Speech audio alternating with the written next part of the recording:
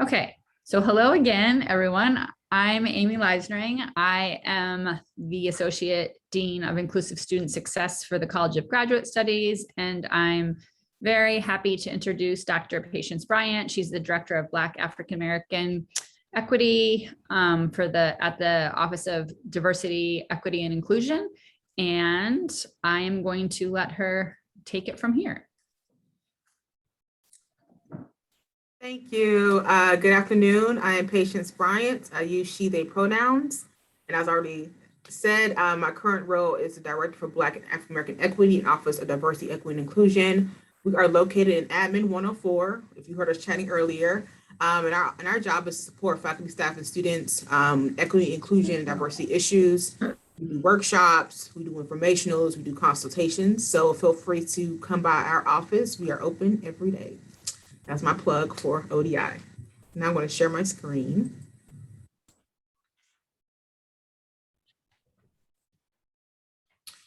And once again, if you have questions and you don't want to ask them unmuted, please feel free to drop them in the chat directly to myself or to Amy. We will address them towards the end or at the end, or if we can throughout this presentation. So navigating graduate school and beyond, overcoming imposter syndrome. And it's important that we include the word beyond here because we know imposter syndrome does not end when your graduate or professional studies are completed. Sometimes they increase as you go out to the job market or do some post-grad work. So we just want to make sure we include that word beyond in there. So what is imposter syndrome, right? So I have this diagram here that I borrowed from a colleague. It talks about kind of visualizing what imposter syndrome is, right? So imposter syndrome is loosely defined as doubting your abilities and feeling like it's like a fraud, right? It means disproportionately affects high achieving people. For you all who are in graduate school, so people already assume that you are high achieving because it's not something that everyone does. And if it affects those folks who find it difficult to accept their accomplishments. And sometimes because I include myself in this, we question if we're deserving of accolades, which means sometimes we resist receiving positive feedback or affirmations. We wonder if someone's going to find us out. We wonder if we feel like we fit into this place that we're in. So it's like the little blue circle says what I know, the giant orange circle says what I think other people know, and it really is. It's about the same. We know a lot more than we think we know, and other people know a lot less than we think they know. And you learn that a lot, especially once you go on that. You learn that a lot as you're pursuing more professional work or you're going through your graduate studies. You will learn that, oh, this person doesn't know what I thought they knew. And you feel a little better, like, okay, I'm not completely lost here. And so there's some characteristics of imposter syndrome. And so it's like I said, it's experience make you feel like a phony, like a fraud. It also makes you feel sometimes like you don't belong where you are and you only got where you are due to dumb luck. It can affect anyone, no matter if their social status, their work background, skill level, degree of expertise. So sometimes it shows up in ways of self-doubt. It makes you wonder, do I really belong here? Or are they really appreciative of the work I've done? Or are they just making trying to feel better so I don't feel bad about myself? It may require us and push us to overachieve, so exceed and excel in ways that we weren't asked to, but we feel like I got to continue at a high pace so that people won't question my work and my words. We often have a fear of not living up to others' expectations.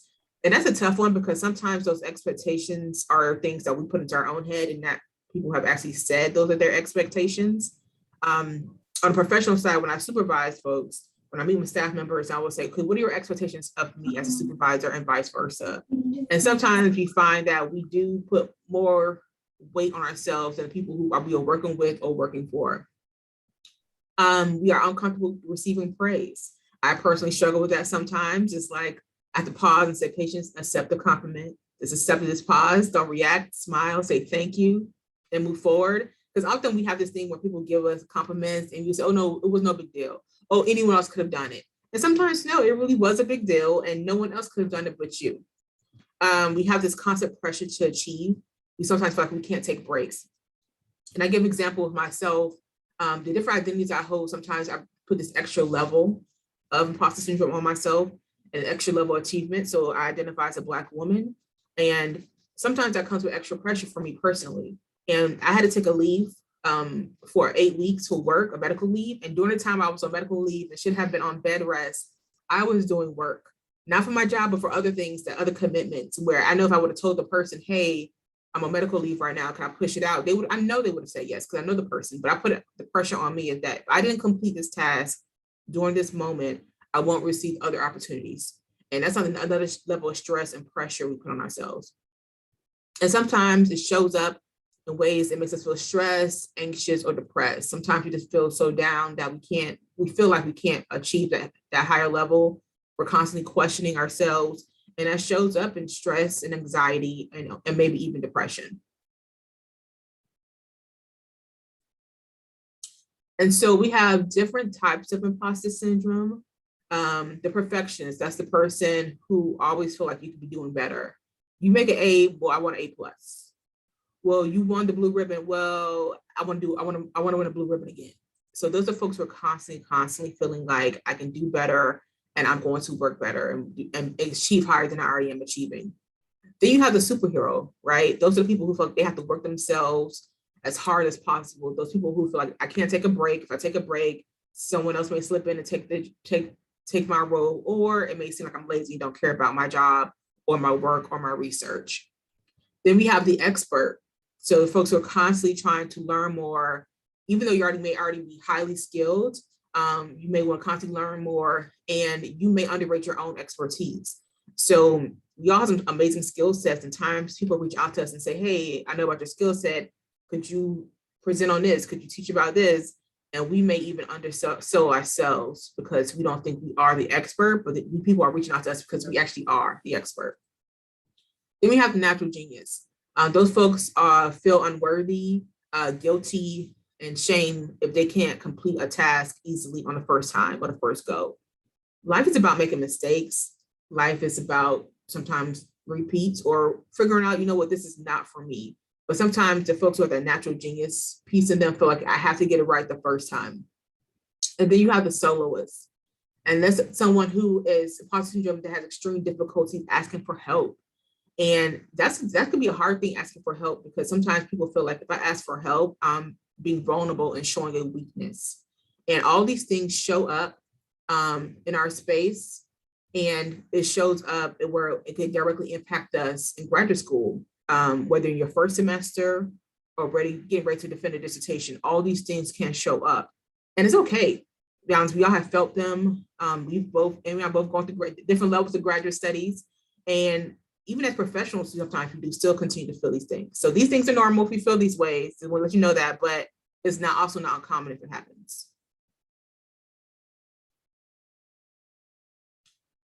And then we think about, how does our identity tie into imposter syndrome? So I shared that I have identities that sometimes exacerbate my imposter syndrome. So if we're sometimes part of, sometimes as people of color, sometimes women, you have different abilities, or different other identities that often aren't the majority, they may add to the level of stress and anxiety that you may have about being a graduate student, doing your graduate work, or going into your professional career.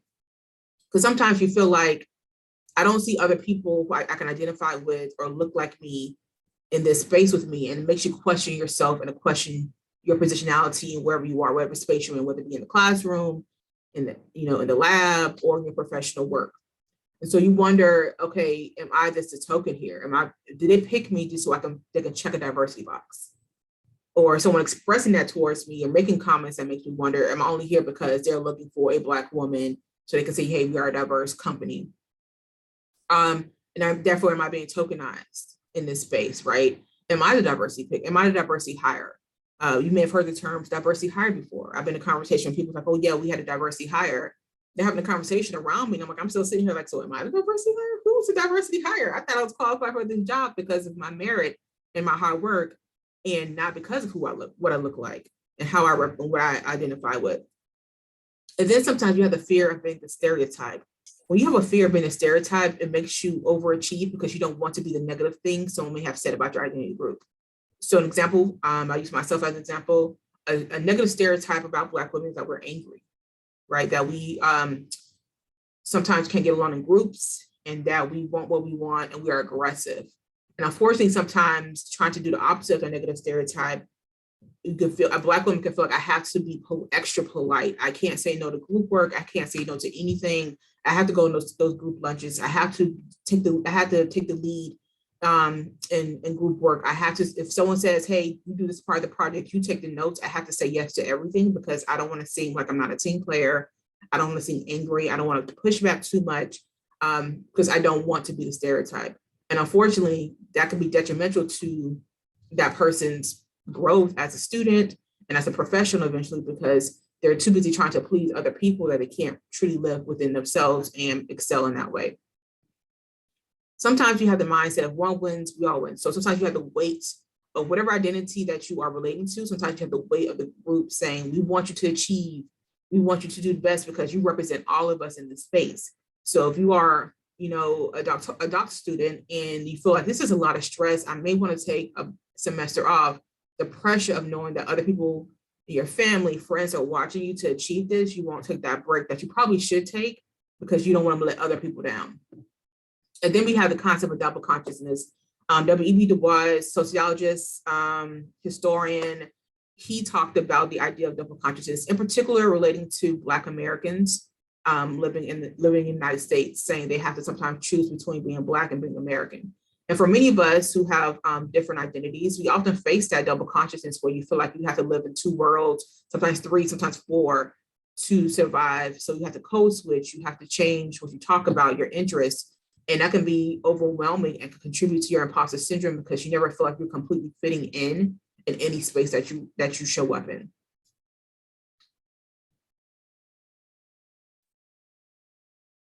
And so you encourage students to think about how can you get through this graduate program, postdoc work, and other things that you want to do. How do you get through this? Like, what are some ways that you can get through imposter syndrome? You talk about coaches, mentors, and sponsor, right? So a coach is a person who you may get for a short task, like maybe someone's coaching you through a particular job search, or looking for, you're applying for a grant, like they're task oriented, it's a partnership. They'll focus on getting you to your destination while empowering you along the journey. They understand you already have the answers, you just need help getting them pulled out. And then you have mentors, right? Mentors is more of a relationship oriented partnership. And unlike a coach, mentors will stay with you for the long run, for a long period of time, not just for a set amount of time or a set goal. It is very possible for a coach to turn into a mentor, which is always awesome. But a mentor is invested in seeing you change over time, developing as a person. They're helping you develop skills beyond your current job, your current position, your current role, and they're helping you find ways to continue with your growth. And then you have what's called a sponsor. So a sponsor is people who will talk for you. They have influence, and so they may help you enter spaces that you may not be granted otherwise. So I like to say sponsors speak for you when you're not in the room. So sponsors are the ones who have seen your work, who know your work, who see how valuable you are, see how amazing you are, even when you can't see yourself. I talk about myself in this way where for this particular position, when a friend of mine sent it to me, and I said, you know, I don't think I'm qualified enough to be in this director role. It's a brand new position the university is creating. I don't know if I have enough experience in what they need. And so my friend told another colleague of ours, who a person I do see as myself as a mentor and a sponsor, and they had to tell me that they saw me in this role before I could see myself in that role. And maybe I would still would apply for the job even if I hadn't had the conversation with them, but it definitely helped having people who can see you in spaces that you can't see for yourself, because that imposter syndrome was weighing on me that I just said, no, this is not, I would love to do the job. I don't think able to do it, but it worked out because I'm here. And luckily, like I said, I had people who saw me in this position before I could see it for myself. And these three roles, these three people, sometimes it's all one person, sometimes it's two people, sometimes it's three people. They can be people within your academic college. They can be people across campus, people who are not technically in your major, your skill, but they still have ability to support you in different ways. And sometimes we don't know as graduate students how to connect and find mentors and get leaders. And so I'm going to recommend you connect with Amy, and I'm sure the graduate program will help you connect with people who can help you along your journey and along your way as you're pursuing your graduate studies and beyond.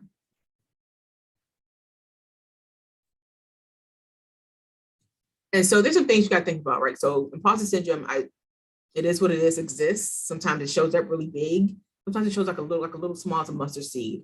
And so we want to think about, especially don't compare yourself to others, because the person you're probably comparing yourself to is probably sitting with imposter syndrome as well and wondering and looking at you and say, wow, that person's so amazing, right? Try to develop a healthy response to failure and making mistakes.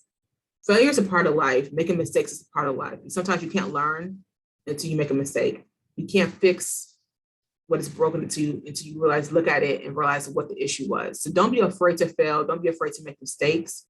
Sometimes we have to learn how to separate our feelings from facts, which means sometimes we're feeling like we did so poorly, but we're literally looking at the paper that our paper we received back from our professor that says an A on it. So focus on the fact that you made this A. Like, so this is it. This is the grade. This is the validation. If you're looking for that you need is that the paper says you made A. So don't worry about how you're feeling at this moment. Just know that the result was an amazing paper, an A that you got on your assignment. Once again, understand you're not alone. So often we think we are alone. Graduate studies can be a very lonely process. Many people move away from home. They are not close with family friends. Sometimes we have family friends who don't understand what it means to be a graduate student. Many of us, you all may be working full time, so you don't have as much time to spend on campus to come to be around other students, but we still encourage you to look at creating a community, seeking out people who can support you through this process. So that includes other classmates. It could be people who are even not in your major, like I said before, alumni, people who may understand your journey so that you don't feel so alone in this process. And celebrate the smallest wins.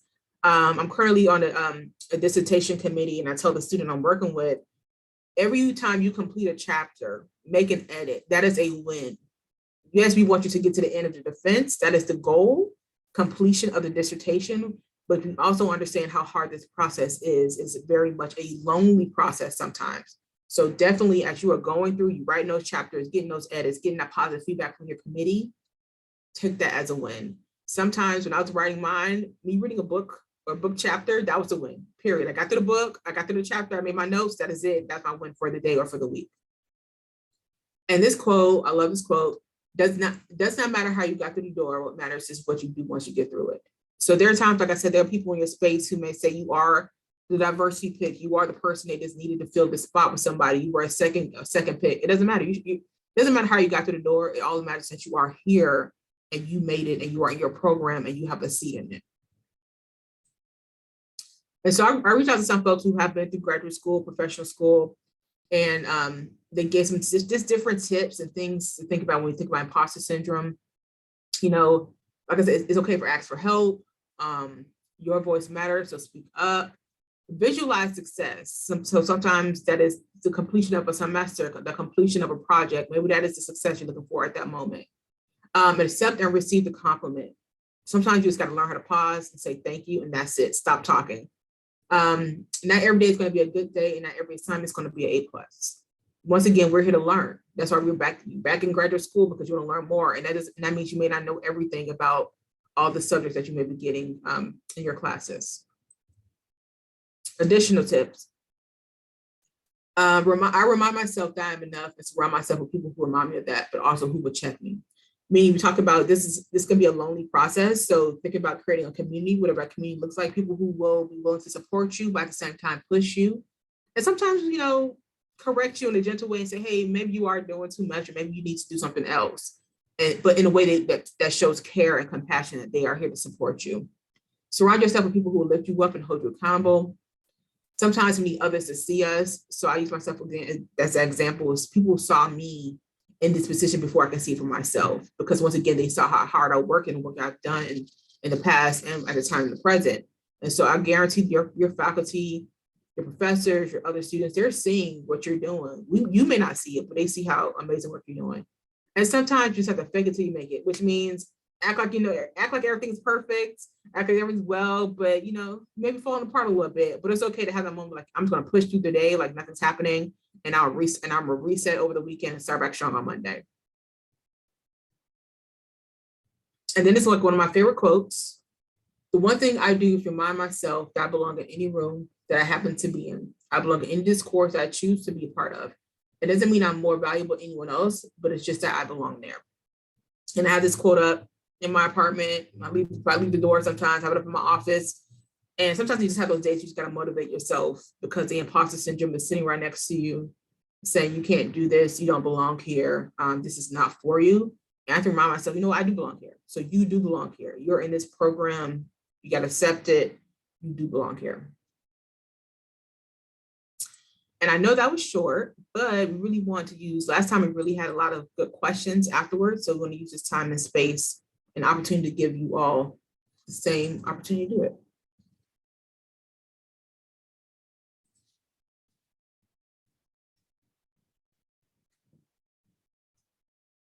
Feel free to, like we said at the beginning, type your question into the chat if you don't feel comfortable asking it out loud.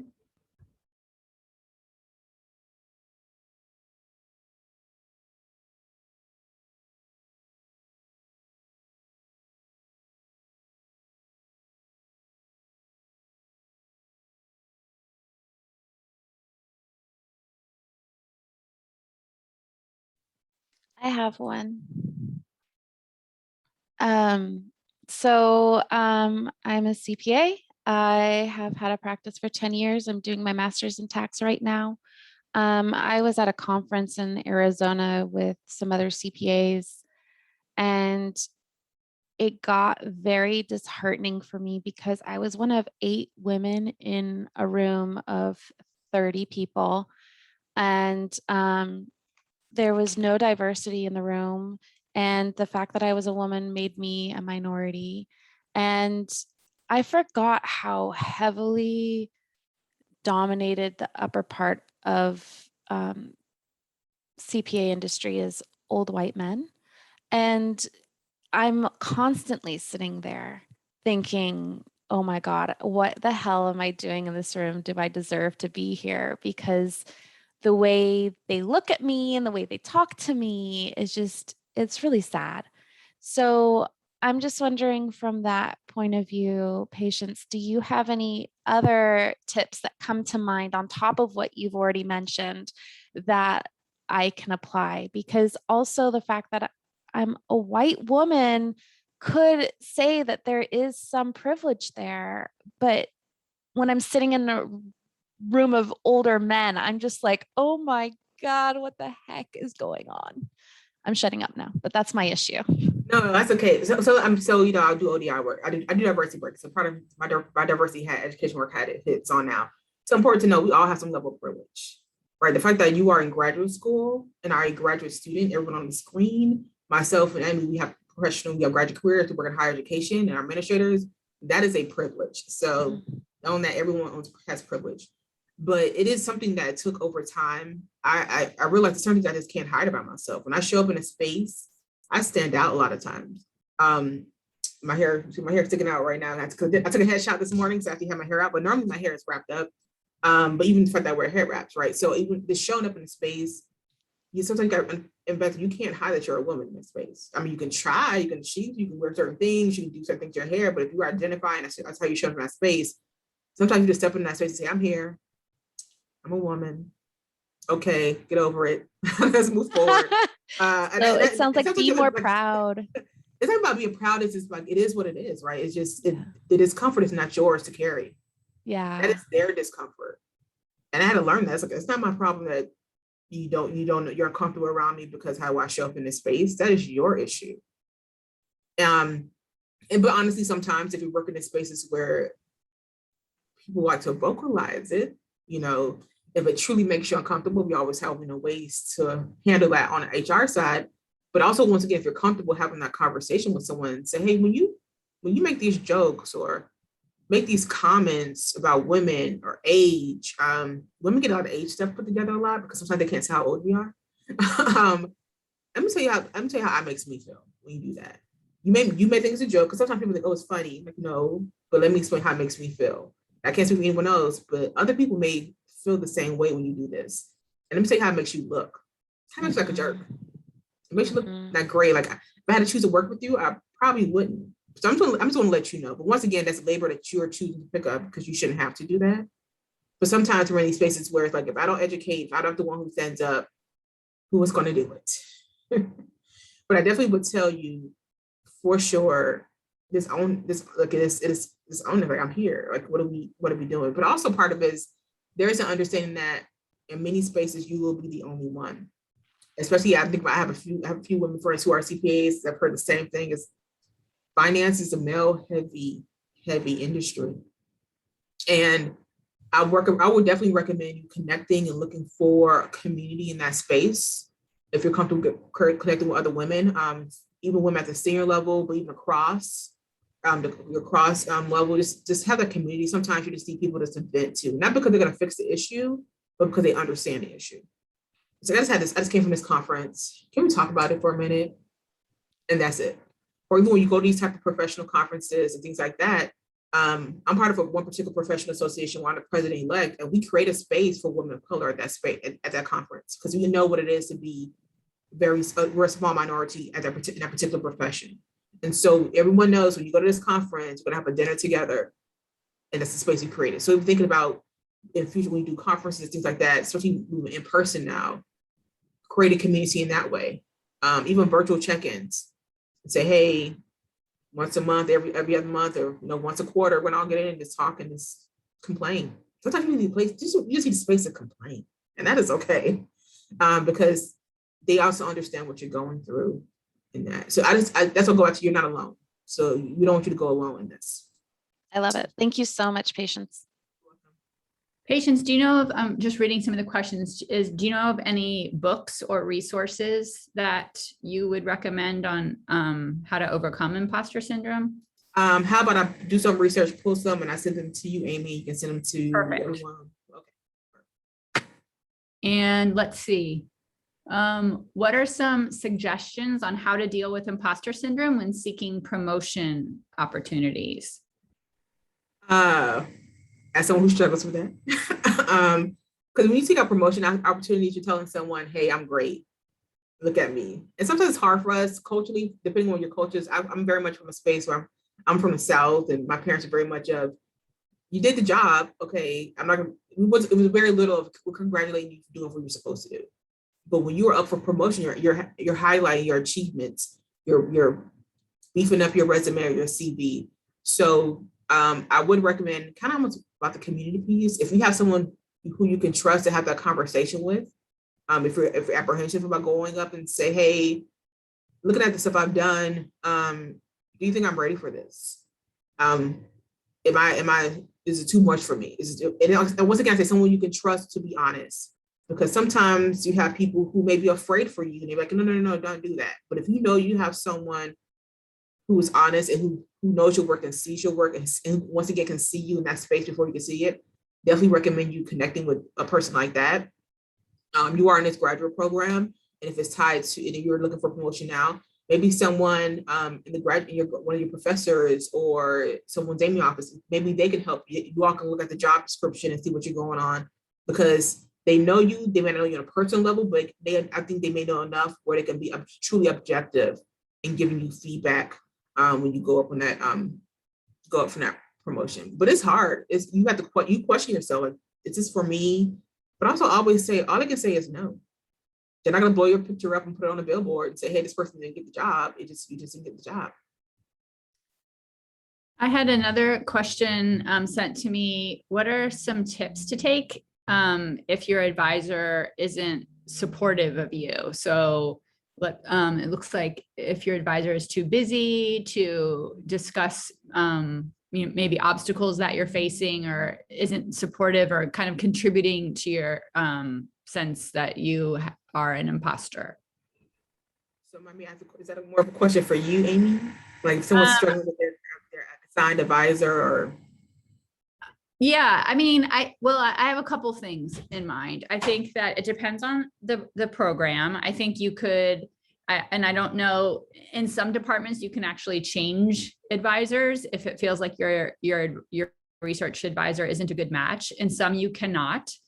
Some departments have a general program coordinator that you can talk to if you wanted to change advisors, if that's an option. I'm I'm assuming that in this situation, you wouldn't feel comfortable approaching your advisor, but that does work for some people, just to say like, hey, I'm kind of struggling a little bit, is there a way that we can carve out some time for me? I know you're busy, but is there a way that we can carve out some time? Because I feel like I need a little bit more support, or could you suggest where I could go to get some more support? And, I think if it's a really big problem, you could think about talking to the chair of the department if your advisor just simply, is not responsive. And you can also reach out to me. You could email me and we could set up a time to meet just to talk strategy as well, because that's part of my job. But I do think that in a more general sense, that I worked with people in graduate school who were really intimidating at times. And when you're already kind of feeling like, oh, I don't know if I belong here, I don't know if I'm smart enough, those people can really get into your head and make your feelings of inadequacy worse. So I think like what patients, some of the tips that she was giving are really important, is just to remember that, you got into the program for a reason. One person, even if it's your advisor, one person's interactions towards you or your perceived opinion of them does not define you. And, if you have to stick with that advisor, see if you can find other mentors. A mentor does not have to be your advisor. A mentor could be someone else in your department. It could be someone outside of your department. But that, just because people are here and have a PhD does not mean that they know everything and have the right to shape how you see yourself. That's what I would say. And I would agree with everything she just said. I should just say that I'm a PhD like patients. I am an associate dean, and I have struggled off and on with imposter syndrome my whole life. I think that there are a lot more people in high positions than you would know who have these feelings. I know other colleagues that struggle with it. And I know someone had said in the chat that even I even don't believe people who say that I did something well. I feel like they're faking or being nice. I think that's sometimes, that's happened to me before. Like, oh, they're just saying that I did a good job because they don't want to hurt my feelings, or, and just to try to remind yourself that that's just that voice in your head that, that's a negative voice that I think I have that. And I think a lot of people who struggle with imposter syndrome do as well, where it's like, oh, whatever positive enforcements that you're getting, that voice is going to say, oh, that's not true. Or they're just lying to you. And for me, it's also just kind of being aware of that voice. It's like, oh, okay, there you are. You need to go away now. You're not really how I want to see myself. Obviously, I've gotten here, like Patience was saying, you want to feel like someone saw your merit in getting you into graduate school, and or for me being in this position, but it's hard. And I think too, one thing is just not being too hard on yourself for feeling that way, because then it just is like this vicious circle of, now I feel bad because I feel like I'm an imposter. So just to be kind to yourself, because these are things that obviously a lot of people face and experience. Let's see, what other questions can we answer? I will say to Amy, like you said, be kind to yourself. When I do restorative justice work, I have people bring like a word and stuff like that, common words, like what word do you want to bring to the space? And I normally always say grace. I say grace for myself, but also grace for others, because grace is space for mistakes and learning. So please be kind to yourself, but also give yourself grace. Okay, I have a question here.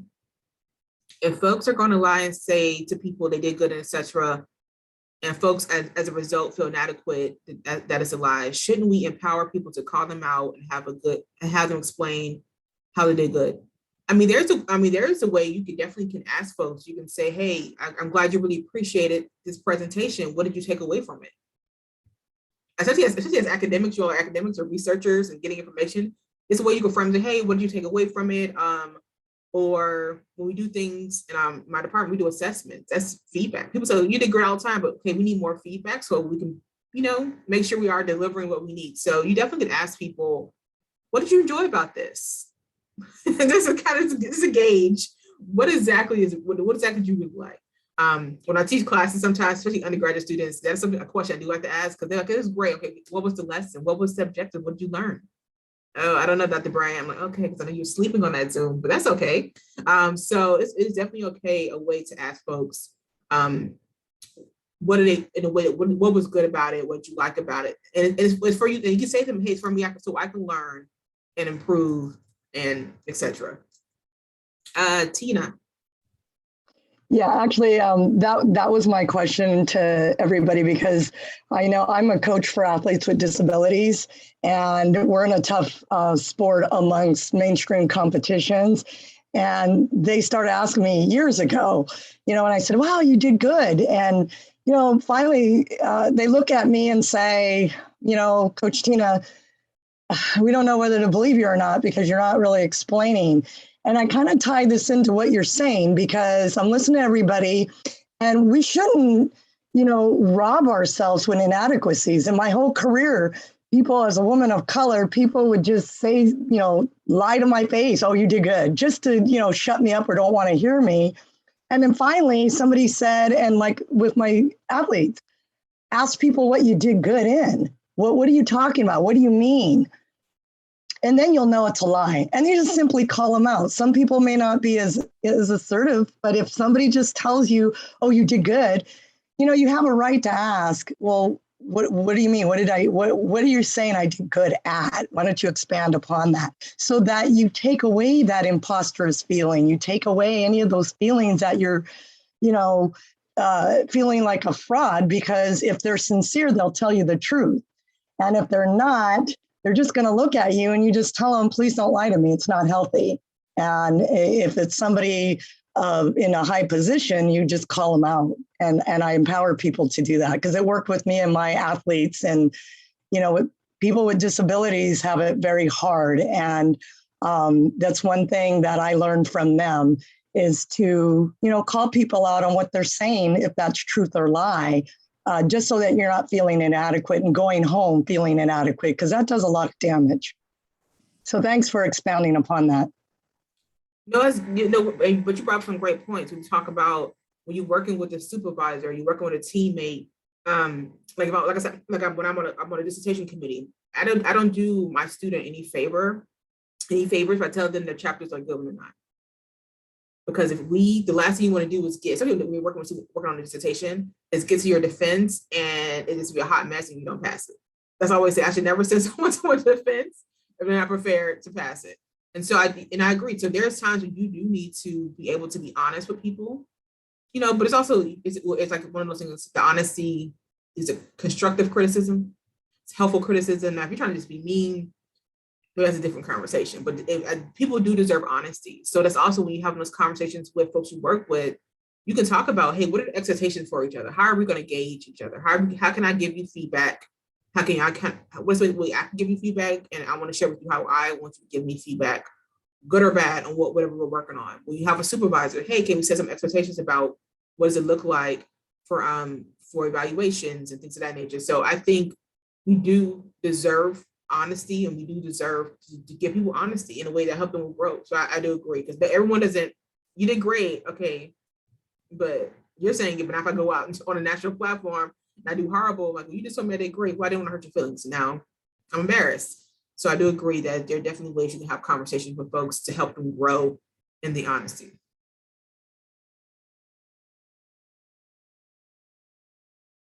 Patty, you unmuted. Do you want to speak? Oh, no, I'm sorry. No, thank you.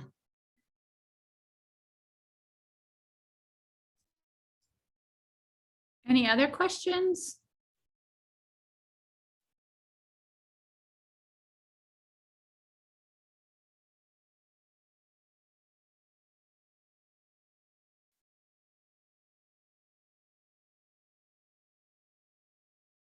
No? Anything else you want to add, Patience? I know you said that you could send me some resources, and I can, let's see, I'm trying to think of how I can get these out to the folks on this call. Well, we can post it up on our on the web page at the College of Graduate Studies when we post this video. Yeah, so I'll send some resources because I also want to look at more, you know, I have some also maybe helping to add, especially around identity and gender and all that. So if I can find additional ones, I want to be able to give more. Okay. Well, thank you so much, Patience. I'm seeing in the comments that people are feeling like it was insightful and helpful. And I always appreciate you coming and doing this for us. And people can reach out to Patience or someone in their office, or you can reach out to me as well if you need additional support. That's why we're here. So thanks for taking your lunch on this Friday to join us. And I hope that you all have a good weekend.